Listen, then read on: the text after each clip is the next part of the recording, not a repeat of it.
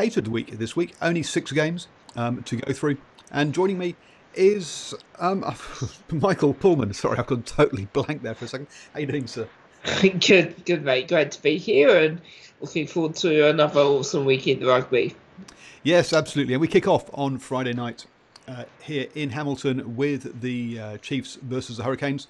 We had 6 changes by Colin Cooper for the Chiefs from last weekend against the Crusaders. I guess the highlights probably are going to be that Damien McKenzie is at 10 and Marty McKenzie is brother at... Sorry, Damien McKenzie is at 15 and Marty McKenzie is brother's at 10. And also we have the Japanese international Ata Moe Kiola, I think it is, starting on the wing. You got down to the captain's run today, and so how are they all looking? Yeah, they're fired up. They're ready to go.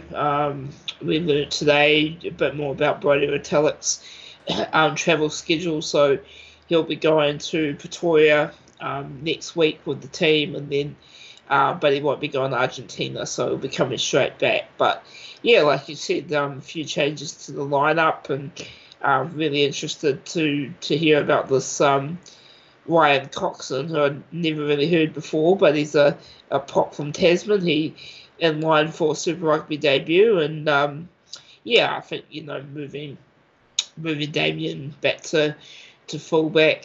I'm surprised it hasn't happened earlier. Really, I haven't been really convinced of his ability at 10 throughout last year and into this year. So exciting to see Marty back. Was surprised I didn't go with Stephen Donald, but yeah, it's exciting. Well, there's a good reason for that. So here we go. Here's the list of players unavailable for selection: Moley, Hereta, Debrasini, Hames, Boshier, Polwart, O'Neill, Kane, McNichol, Alamano, Donald, Falcon, and Maffiello. So 1, 2, 3, 4, 5, 6, 7, 8, 9, 10, 11, 12. So 13 players unavailable for selection, including Debrasini and Stephen Donald, which is why I think we've got Marty McKenzie playing, as he's the only fly half left standing. Yeah, and it was quite surprising hearing that Jack was injured too, because I mean he was looking really good on Monday, at training, and they were using him in that first 5 slot, and had McKenzie out at fullback. And when we spoke to Stephen Donald as well, he actually said he was available, so maybe he's picked something up during the week, or maybe it's a bit of PR speak. But yeah, that's a lot of players to be unavailable, and I mean, that's not even sort of mentioning somebody like Sean Stevenson, who appears to have just been dropped essentially. So yeah, I said this at the start of the season, and I'll say it again now. I really, this high number of injuries, whilst a lot of them may be unavoidable, I just wonder what the medical staff are doing or not doing, because it seems to be a consistent problem, particularly with this franchise. Yeah, exactly. I mean, we had this problem last year amongst the props, which is why various players got opportunities this year. Again, it seems to be happening. I guess that was my other question: is Dame McKenzie purely at fullback because Solomon Alamano is not available? There might be an element of that as well. So we'll see how it all pans out. I mean, in the forwards, it's players coming back in, which has caused the changes. So we've got Michael Allardyce coming back from his concussion, so hence that puts Tyler Ardron back to 8. So it's a lot of changes, and a lot of players missing there. Flipping over to the Hurricanes, pretty settled side, really. Laumape, this will be his 50th appearance for the Hurricanes, 49 Super Rugby games, and that one game against British and Irish Lions. So congratulations to Laumape. Yeah, I mean that's really come out of nowhere. I was quite surprised when I saw that in the release today. I'm stoked to see Tia be selected for the 3rd week in a row. I think I've been so impressed with how he started. But yeah, pretty strong Hurricane side. We'll talk about Fafita being moved into the lock position there, but But yeah, I think this team on paper looks stronger than the Chiefs, and really curious to see if Adi Savia and what sort of impact he's going to have in the game. He always seems to, be in the decisive moment, and he did that against the Highlanders. So expect him to be a big target for the Chiefs this week. Yeah, absolutely. It's something that's. I mean, it's going to be interesting to see how he keeps going at 8 because 2 weeks ago, myself and Stephen. Myself and Stephen were having a chat about who would replace Kieran Reid at 8, and there was a possibility that maybe Adi Surveyor would be that person. And that's from an All Blacks point of view, not a Crusaders point of view, obviously. Might be the player that comes in there. So you play both Sam Cane and Adi Surveyor. So it'll be interesting because last week when he did have his impact, he'd moved to 7 because Karifi had gone off. So it's going to be interesting. The other talking, obviously Fafita at 5 is that big talking point because that's why he didn't get selected for the All Blacks last year apparently. So I'm not sure how happy he's going to be playing at 5 rather than 6. Other things to note: Hayden Bedwell-Curtis, the ex-Crusader, could make his first start off the wing for the Hurricanes, and same with Saliisi Rayasi as well. So crucial match for the Hurricanes too. I think particularly last week I really felt that the Highlanders left the door open, and the Hurricanes were probably undeserving winners in my opinion. I mean that last drive down the field was amazing, but the opportunity was given to them, and the we'll talk about the Crusaders, but they're just so far ahead of any other Kiwi team. It's important now for the Hurricanes to even potentially get the bonus point. So Be Strong in the chat has gone Chiefs by 3. I've gone Hurricanes by 7. What's your call for this one? I think the Chiefs are going to get up. I don't know where they go. They have to get up, and if they don't get up from here, I don't know where to go. Richard Turner was there today. He gave a pretty emotional speech to the guys in the dressing room before the captain's run, and obviously the Heritage jersey, and I just think the Chiefs, more so than any other team in this competition, are about that mana, about that family, about that history, and I think there's something about this Heritage jersey that's going to get them up. I've got to say that. Oh my word! See the colours of so. So it's just for those people who are unaware what's going on with the Heritage jersey. So they're going to have all those Heritage jerseys signed by the players who are playing and put them onto Trade Me and auction them off. I'm not quite sure what the good cause is that they're going towards. Do you know what the good cause is, Michael? No, I don't. I know part of how this whole thing came about is they've got the Chiefs alumni, which is bringing all some of the older, original Chiefs back, and they'll be having a massive day tomorrow. They're having a golf day, so they'll be golfing in the morning. Stephen Donald and all these older guys. I think Walter Little might be involved. I'm not sure. So Stephen Donald isn't not available because he's injured. He's not available because he's playing golf. Potentially, and then they're gonna give a presentation to the team tomorrow afternoon. Then they'll be at the game, obviously. So, but I'm not entirely sure where the proceeds for that shirt go. No. Okay, they've also printed or produced 300 available for the fans. 250 apparently have already been sold. So Michael, have you splashed out the $200 on one for yourself? There's been 2 occasions this week when I've been in the position to I could have taken it and run away and probably never got my access back, but no, I won't be buying one. $200 is a bit much. They had a really cool thing though on Monday. I put a picture up on social media. They had the original 96 jersey that was signed by Walter Little, and then they had the new Heritage one right next to it, and to be honest, I prefer the older one. I like the Ford logo at the front, and I like the collar and the Well, yes, Totter. the Ford logo. I mean, the fact it's got Gallagher now is that they pay Yeah. for it, so we understand that. Anyway, we have to move on because we have spent way too long. So Be Strong and Michael both going for the Chiefs. I think the Hurricanes are going to get up. We then head across the Tasman for Brumbies versus Waratahs, one of the big classic Aussie derbies. So the Brumbies, again, the big talking points will be that there's no Pocock in the side yet again. So the loose trio of Valentini, Cusack and McCaffrey are going to have to do the business there. We've got Louis Liley, Mackin and Taya Uli making their first Super Rugby starts of the season. And there's a couple of academy products on the bench as well in Tom Ross and Mac Hansen, who might be making their first appearances. Last week we wondered why Arai Simone was missing, and that was through an rib injury, so he's back at 12 as well. Otherwise, it's pretty much what you'd expect for the Brumbies. On the Tars side of things, a late change with Carmichael Hunt going off injured. So Israel Folau will play at 15 and Curtly Beale will switch into 12, which is what we saw last year. And the other news is that Nick Phipps is available for the first time this season, coming off the bench.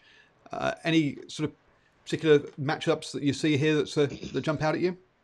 Oh, I'm always interested to see how Folau goes, and obviously Nick Phipps is sort of in that Wallaby conversation, I think, as well. But I think this is a crucial game for both the teams, really, Waratahs and Brumbies, because it's all about the Rebels over in Australia at the moment, and the Brumbies and the Waratahs both very proud franchises, both former champions, and they've got a lot to prove. So I think this will be tight, but just really interested at this point to see how those Wallabies players go, and I would love to see more Folau in the midfield. Obviously that could happen in parts in this match, but yeah.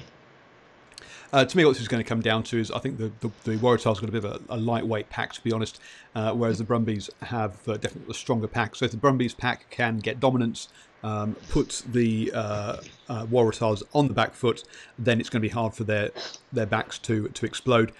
Which, let's be honest, the Brumbies back, so the Waratahs backs pretty much Wallabies from 9 through to 15, pretty much. So that's where I think the battle's going to be. Christopher in the chat's gone Waratahs by 9. Both these two have blown hot and cold so far. I've got Brumbies by 5. Which way have you gone? I'm going to go to Brumbies. I think they need to get a bit of a hand. Well, both teams need to get a handle on this season, but I think the Brumbies, especially after last week, will be wanting to prove and make points. So it'll be Brumbies by about 12, I'd say. Yeah, I'm going with home. The home advantage, I think, is going to be the difference there. We then have a rare Friday night game over in South Africa. So the Stormers are hosting the Jaguares. The Stormers have made 4 changes coming into this one. So Stephen Kitsoff, Nutabelli and Augustus all make their first starts in the forwards. When we see Dylan Lades come in at fullback for the Stormers as well. So looks like they're strengthening their side this week. The Jaguares, on the other hand, wow, they're resting some players. No Creevy, no Kramer. I'll be honest, I'm a little bit concerned about them there. So, Michael, what are your views on this one? Well, the Stormers, coming off a thrashing in that first game, and then a couple of wins. I don't know. This is a tough one to call. I agree with you on the point about the Jaguares. Whether or not it's because this game was on the road for them, I'm not too sure. Because again, I'm pretty sure it's a flight to Brazil and then across to South Africa. Well, they played the Lions last weekend in South Africa, so they'll have stayed in South Africa for this one. It shows how out of touch I am with non-New Zealand teams. I think the Stormers will win at home though, and it's hard to see, especially without those players you mentioned. Yeah, Christopher, Stormers should have a bump with Robbie Fleck finally out. Oh, so it looks like there's been some coaching that I've missed, so I need to go away and dig up on that one. So yeah, if Robbie Fleck is out, then that's big news, and you'd expect the old dead cat bounce that you have when you change head coaches. Christopher's gone with Stormers by 7. I've also gone with the Stormers by 7 at home. That was before I saw the lineups. Now that I've seen players like Orlando also missing, so I'm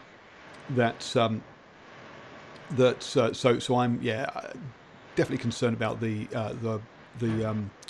Jaguares having rested a lot of players for this one. So that's why I'm going with the Stormers.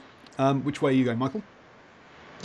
I'm going to go Stormers at home, but I think just sort of contradicting myself as well. I think what the Jaguares need to do as well is try and put new, fresh talent into that team where they can with the opportunities that they're given. Because sort of look at some of the commentary about this Jaguares team, and it's sort of like, yeah, they're constantly on the rise, but if they miss a few players that we've come to know and admire, they don't have a chance. So good opportunity for those guys. So, but yeah, Stormers hard to beat at home.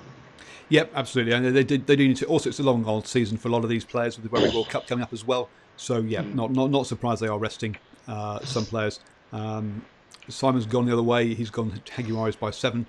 So we will see. He also thinks we should have more Friday night games in South Africa. Well, I'm not close enough to understand how that works with South Africa fans, whether they like having Friday night games or not, to be honest.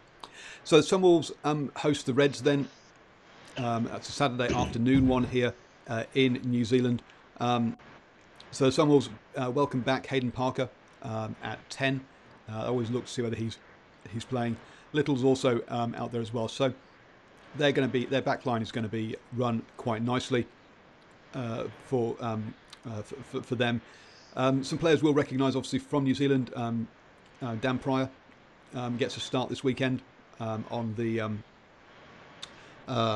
flank, and we have I've gone blank as to the. I've gone and lost the tweet now. I can't see the name. But Vander, is it? Yeah. Pardon? I know who you mean. Yeah, the big wing is there. So yeah, if these forwards can get these guys, can get the backs a good lineup.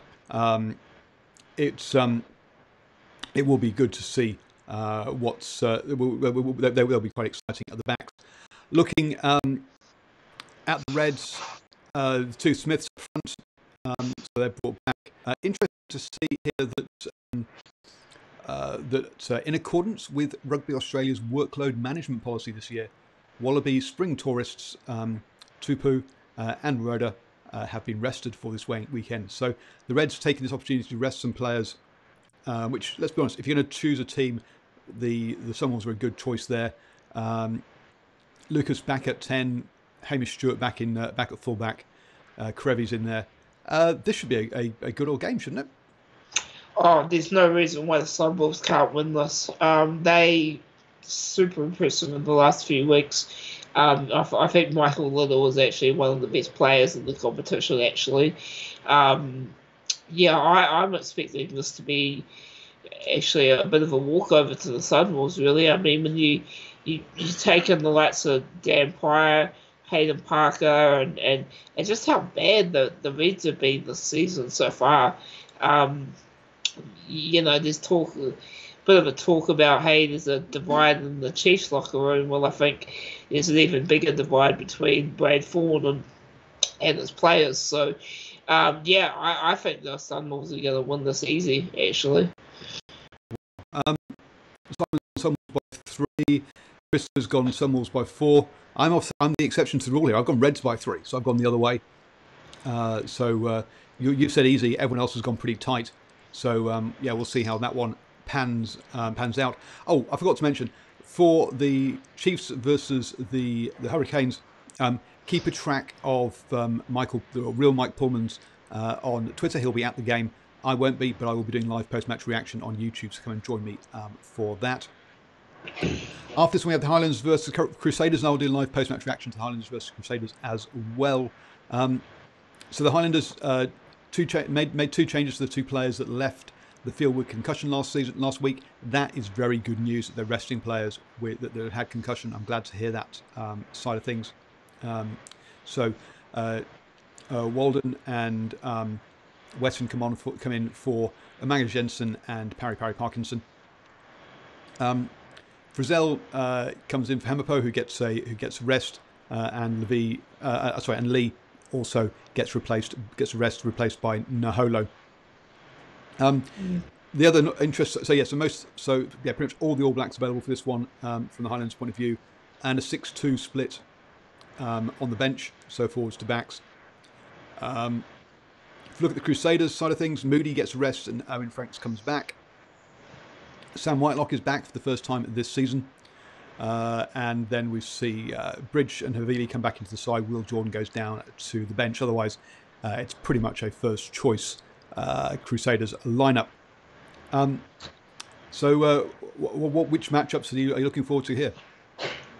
Yeah, I'm looking forward to Moana versus Ioane. Actually, I've been really impressed with Ioane for the Highlanders, and I'm just really looking forward to this game as a whole, mate. I think it's going to be a really good test for the Crusaders to go down there, and because the Highlanders are not easy to beat at home, but if there's any team that can do it, it's obviously this one. Just other matchups, Bryn Hall, I think he's got a lot to prove as well. I mean, obviously sort of in that probably top 5 of halfbacks in the country, and going up against, Aaron Smith is interesting. David Havili, to me, has sort of had a quiet season so far. Some people might laugh at that because Crusaders can do no wrong, but I think Havili's got a lot to prove in this game as well, so looking forward to those matchups. Yeah, it was probably about 2 years ago now that Havili was sort of on the fringe for the All Blacks. He wasn't really last year, so if he wants any chance of going to the Rugby World Cup, then he really does need some big games. Now, he's started off the bench the last 2 weeks as Will Jordan's been starting. It's also interesting that Mitch Drummond is still not in the 23 with Inari on the bench there to replace Bryn Hall, so he gets a second chance after starting last weekend. So, this is a big game, and I'll be honest, it's very difficult not to back the Crusaders at this point, isn't it? Even though this Highlanders side reminds me a lot of the Highlanders side from 2015, who would kind of win when they had their Smiths and Sopawanga and so forth. But now, see, Sopawanga's moved on now. But they remind me of that sort of side that when they've got the All Blacks together, they are one of the best teams in the competition and could go all the way.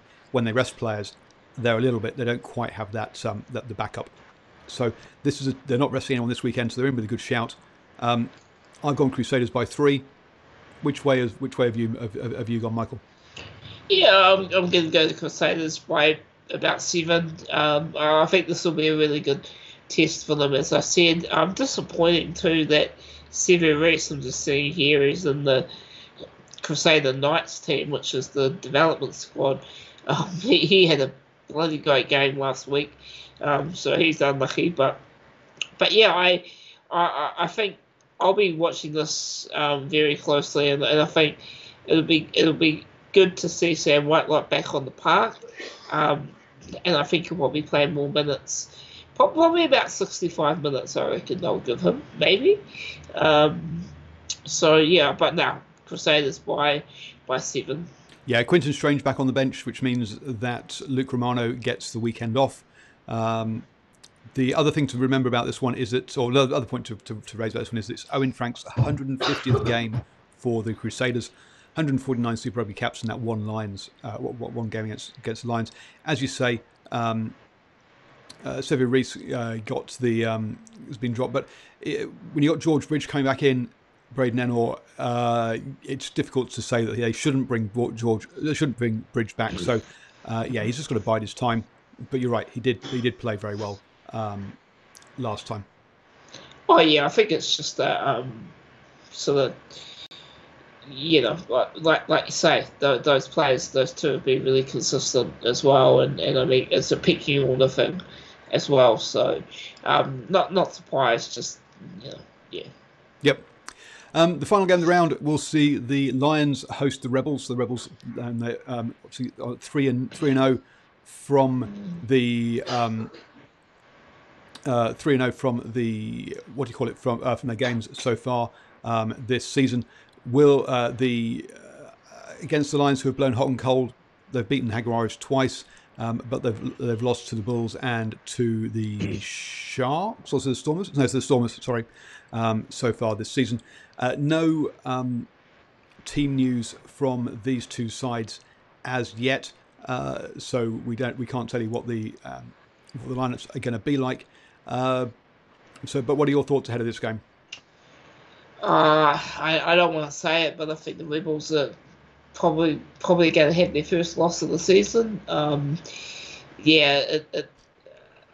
think the Lions will be looking to make a statement in this, and obviously with the travel for the Rebels, and how intense their last few weeks have been, I can't see them getting up for this, and I think the Lions will win by 10 or more. I've gone Lions by 5 on this one. I do think that they will they will get up over the Rebels. I think that the altitude and the travel will be the factors here. So Lions by 5 for me. So. Thank you very much, Michael, for joining me to go through all the games. As I've already said, you're going to be at the Chiefs versus the Crusaders game. How can people get hold of all your information? Yeah, so you can follow me on Twitter at Real Mike Pullman. I hope that I'll be live tweeting tomorrow night. As I'm hearing that there's a bit of a Wi-Fi issue at the stadium or something. So, and the mainstream guys will get. Media guys will get preference for that, so hopefully I'll be live tweeting OU data if I have to, but you can follow me on runnersports.com, the runnersports.com, and I'll have my reactions to that match, and hopefully some quotes, and doing the Crusaders Highlanders as well, and I'll try to get some video footage over on out in Kiwi Rugby Corner on YouTube as well, so.